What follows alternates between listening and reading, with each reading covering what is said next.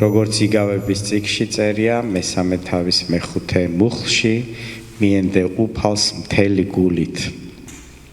ჩვენ უნდა მივენდოთ უფალს არა ნაწილობრივ, არამედ მთელი გულით. დიდება იესოს.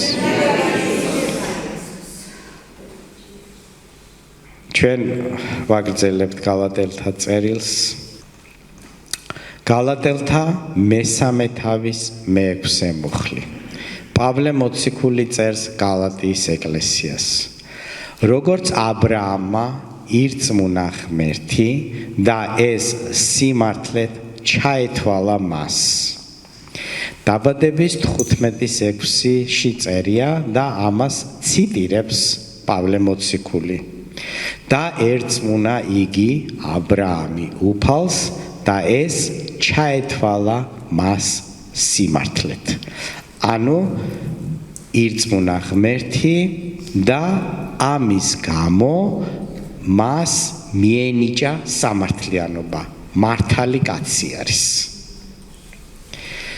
ის გახდა მას მიენიჭა მართალი კაცის წოდება, იმიტომ რომ ირწმუნა ღმერთის.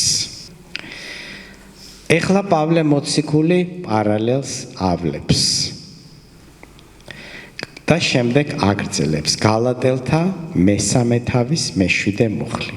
ამიტომ ანუ ამის მსგავსად უნდა იცოდეთ, რომ ისინი, ვინც რწმენისაგან არიან, ანუ ვინც აბრაამივით რწმენას ენდობიან, აბრაამის შვილები არიან.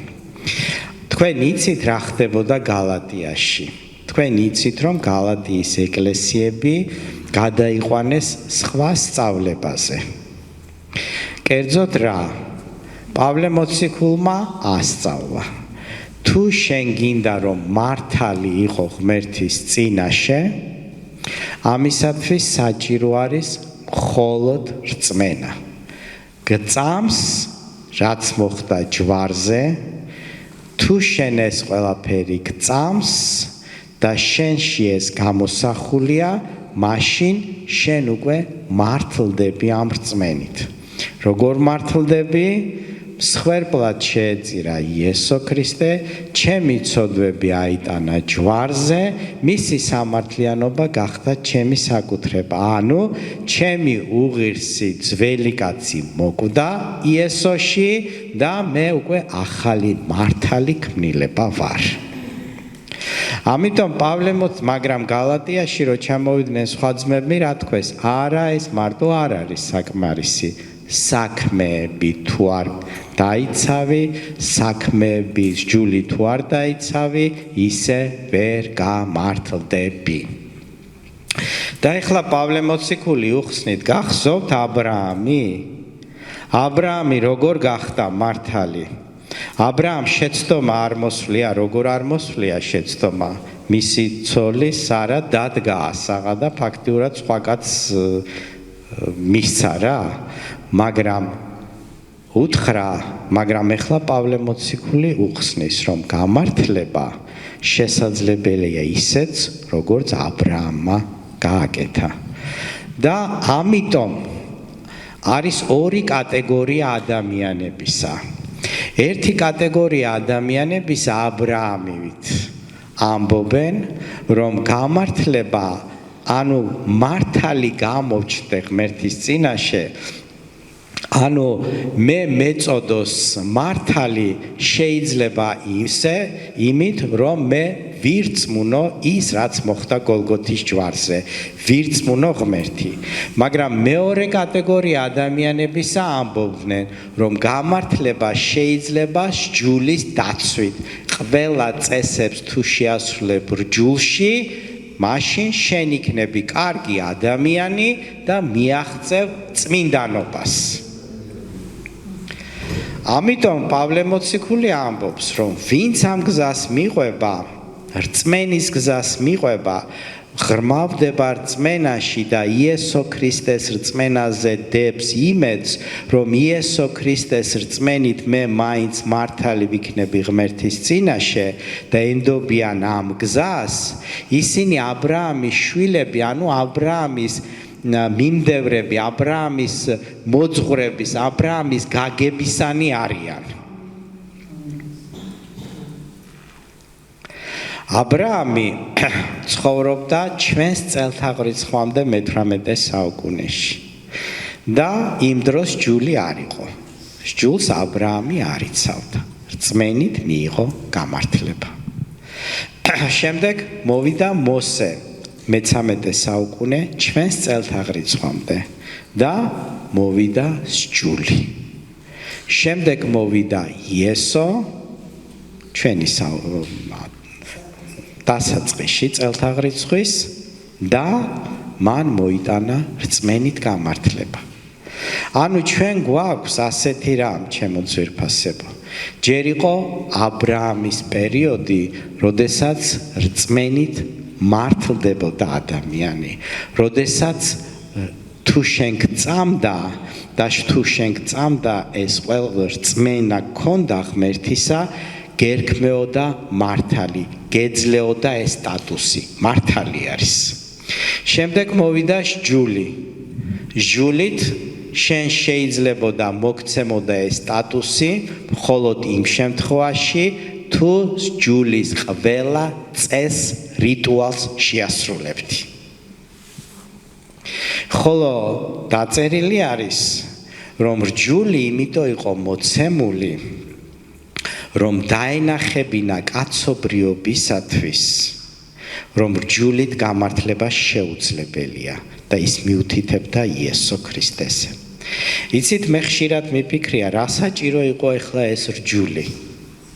რჯული იმიტომ იყო საჭირო, რომ კაცობრიობა იმ დროს, იცით, ჩვენ როდესაც იუდეველებზე ვლაპარაკობთ, აბრაამი ებრაელი კი არ იყო. აბრაამი კაცი იყო და მისგან წამოვიდა შთაომავლობა, რომელსაც შემდეგ ებრაელებს უწოდებენ. მაგრამ აბრაამი იყო პიროვნება, ჩვეულებრივი, წარმართული ქვეყნიდან, ქალდეველთა ურიდან. მაგრამ რჯული იმიტომ იყო მოცემული, რომ ადამიანები მიდრეკილნი იყვნენ ყოველთვის რიტუალებისაკენ. ყოველთვის რაღაცის შესრულებისაკენ. ადამიანებს უფრო მოსწონთ რიტუალების გაკეთება. ადამიანებს ყოველთვის მოსწონთ ისეთი ეკლესია, ისეთი რელიგიური ორგანიზაცია, სადაც ბევრი რიტუალები სრულდება. ისინი ფიქრობენ, რომ რიტუალების შესრულებაში უფრო მოიპოვებენ ღმერთის კეთილგანწყობას. თუ მე შევალ ტაძარში და დიდ სანთელს დავანთებ, უფრო მომისმენს ღმერთი, ვიდრე პატარა სანთლის დამთებელს. ამიტომ ადამიანებს ეს რიტუალები ღმერთი მოცემული იყო, რომ დაენახებინა, რომ თქვენ მე მოგეცით ჯული და აბა კარგი ჯულია, ბევრი რიტუალია, ყველაფერი არის და შეასრულეთ. ვის შეუძლია ყველაფერი ამის დაცვა? და ჯული მოცემული იყო იმისათვის, რომ ადამიანებს დაენახათ, რომ თუ თქვენ გინდათ და მიდრეკილება გაქვთ რიტუალებით გამართლებით, საქმეების და წესებით, აბატონო გამართლდით. მაგრამ აღმოჩნდა, რომ არავის არ აქვს უნარი სრულად შეასრულოს რჯული. და როგორც პავლე მოციქული ამბობს, რჯულმა დაგვანახა ჩვენ, რომ საჭირო იყო ვიღაც, ვინც გვიხსნიდა ამ რჯულის, ამ რიტუალის წყევლისაგან, რომლის შესრულება შეუძლებელია მართლად გამოცხადდე. ამიტომ მოვიდა იესო ქრისტე, რომელმაც მოიტანა ზუსტად მადლით გადარჩენა, რწმენით გადარჩენა, როგორც იყო აბრაამის დროს. ამიტომ იცოდეთ, ვიმეორებთ მე-7 ამიტომ იცოდეთ, პავლე მოციქული ამბობს, რომ ისინი, ვინც რწმენისაგან არიან, აბრაამის შვილები არიან, ანუ ვინც რწმენით არის, მიუხედავად იმისა, შეიძლება აბრაამის ხორციელი შთაომავალი არ არის სისხლი და ხორცი, მაგრამ ვინც ფიქრობს, რომ რწმენით არის გამართლების მიღება შესაძლებელი, ისინი აბრაამის შვილები არიან, აბრაამის შთაომავლები არიან. როდესაც ჩვენ ვამბობთ, რომ აბრაამის შთამომავლები ვართ, შეიძლება იუდეველებმა, ებრაელებმაც გაეცინოს, სადაური აბრაამის შთამომავალი ხარ ახლა შენ, აბრაამი სულ არ ყოფილა შენი წინაპარი, მაგრამ სულით ვართ შთამომავლები, მისი აზრით ვართ, მისი განწყობით, მისი მსოფლმხედველობით. აბაკუმის 2:4-ში წერია: აჰა, მე დიდურ კაცში გულიც არაცრფელია, მართალი კი თავისი რწმენით იცოცხლებს. სიცოცხლე, ცხოვრება, ცხონება არის რწმენით და არა საქმეებით, რიტუალებით, რჯულის დაცვით. პავლე მოციქული აგრძელებს გალატელთა 3:8 და წერილმა თავიდანვე განჭვრიტა, რომ ღმერთი რწმენით გაამართლებდა წარმართებს, ამიტომ წინასწარ ახარა აბრაამს და იკურთხება შენში ყველა ერი. ებრაელები ამბობდნენ, ჩვენ აბრაამის შთამომავლები ვართ და ჩვენზე არის ეს ყველა კურთხევა. მაგრამ სანამ რჯული მოვიდოდა და სანამ ეს ებრაელი ერი ჩამოყალიბდებოდა და დღესაც ებრაელი ერი იცავს რჯულს და გონია ამ რჯულით მართლდება. მაგრამ ღმერთმა წინასწარ იცოდა ყველაფერი და აბრაამს უთხრა, რომ წინასწარ უთხრა აბრაამს, რომ შენი რწმენით გამართლების გაგებაში იკურთხება ყველა ერი, მათ შორის წარმართები. რჯულში ჩვენ ვერ ვიკურთხებით, იმიტომ რომ რჯული ჩვენთვის არ არის მოცემული, მაგრამ და ვერც გავმართლდებით, მაგრამ აბრაამის რწმენით გამართლებაში ჩვენც წარმართებსაც შეგვიძლია გავმართლდეთ. ამიტომ წინასწარ ახარა იესო ქრისტეს შესახებ რჯულამდე გადაახტა რჯულს ღმერთის კონცეფცია და აბრაამს წინასწარ უთხრა, შენში იკურთხება, შენს რწმენაში, შენს მსოფლმხედველობაში იკურთხება ყველა ერი.